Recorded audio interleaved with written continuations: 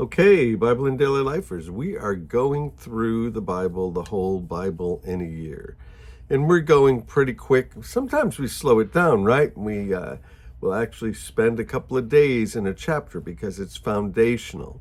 And then other times we'll go through 16 chapters in just a day because we're sort of flying over and giving the overview of what's happening there. But more important than the speed is that we're giving the picture of what's going on so that we can understand the whole Bible, all the main characters of the Bible, and be able to take everything and fit it in somewhere.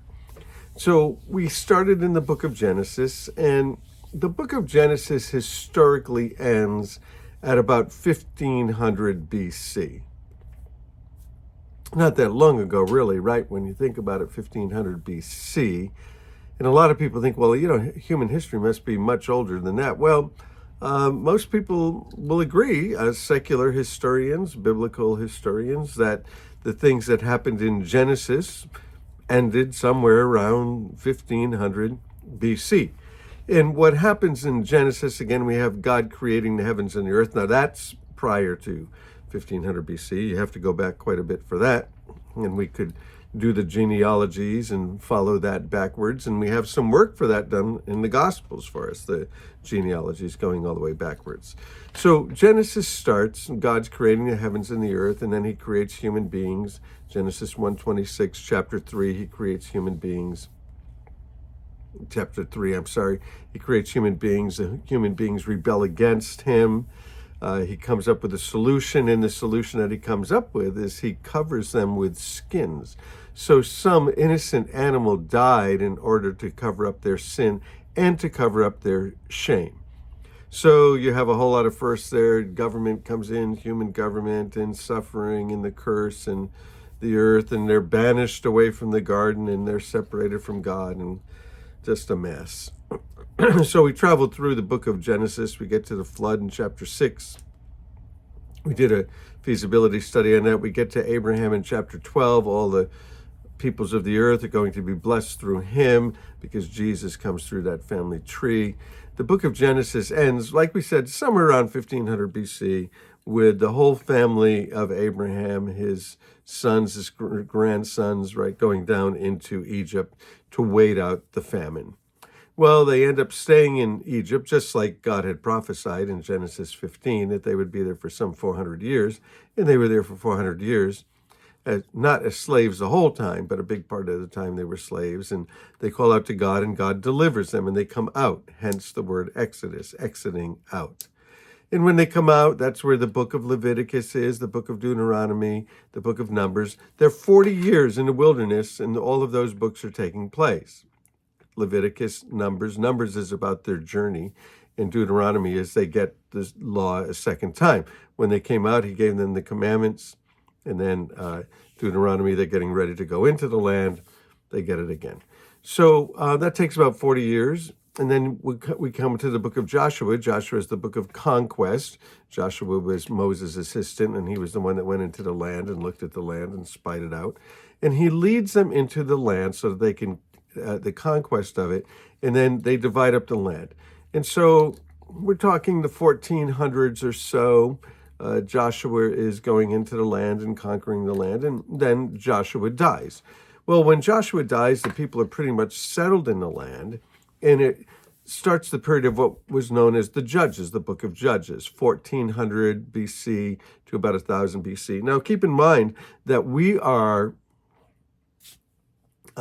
using round numbers, like it just, why say, 971, whatever. So we would rather say 1,000 because it's just easy for us. So some of these numbers are very accurate. Some of them, as people figure them out, are in fact approximate.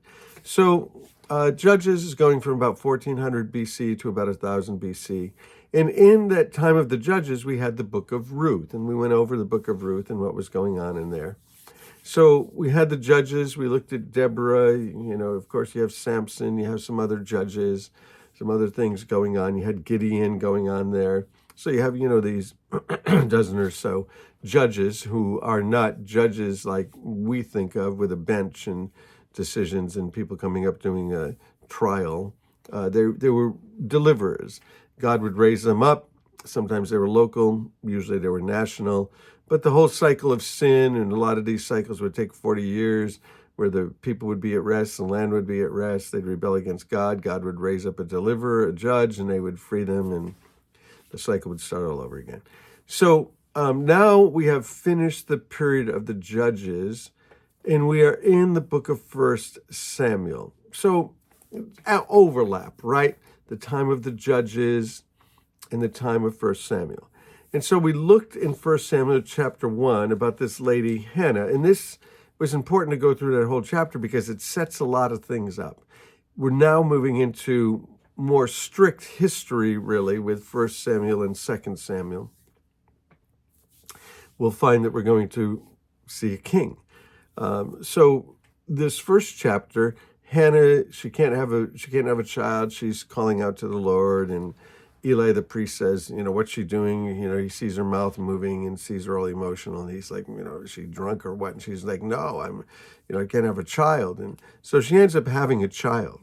And she's told she'll have a child. And so she does. And she said if she would have a child, she would set that child apart and give that child to God. And so she waits some years. Her husband goes back up to Shiloh, where they would meet to meet before the Lord and worship. And she waits a few years, and when the child is weaned, she brings the child up there, and she leaves the child with this prophet, with Eli. He's not a judge, he's not a king, he's a prophet. And he serves the people, and he has some wicked sons. Hannah's prayer is in verse 2. Some people say that Mary sort of took this prayer, this song, this psalm that Hannah wrote, and sort of reworked it a little bit when the Lord appeared to her, and then you have Mary's song, the Magnificat, right? So chapter 2, verse 12, it says, Eli's sons, they were scoundrels. They had no regard for the Lord. And now it was the practice of the priests, whenever any of the people offered the sacrifice, the priest's servant would come with a three-pronged fork and put it in his hand, and they would pull it out. Well, these guys were taking all the best for themselves. Sure, ministers been doing this for a long time, so here we are going back 3,500 years, and ministers are doing the same thing, taking stuff for themselves, taking advantage of the people, and it is what it is. So, but then it says in verse 18, but Samuel, you see this young boy that Hannah had dedicated to the Lord. And he's working among these scoundrels. He's working among these guys that just take advantage of people. It says, but Samuel was ministering before the Lord, and he was a boy wearing a linen ephod. And every year his mother brought him a little robe when she went up to him. And Eli would bless Elkanah and his wife and say, may the Lord give you more children. As he prayed for it to the Lord, and then he would go home. And the Lord was gracious to Hannah, and she gave birth to 3 sons and 2 daughters. So she has 5 kids besides Samuel, so 6 altogether.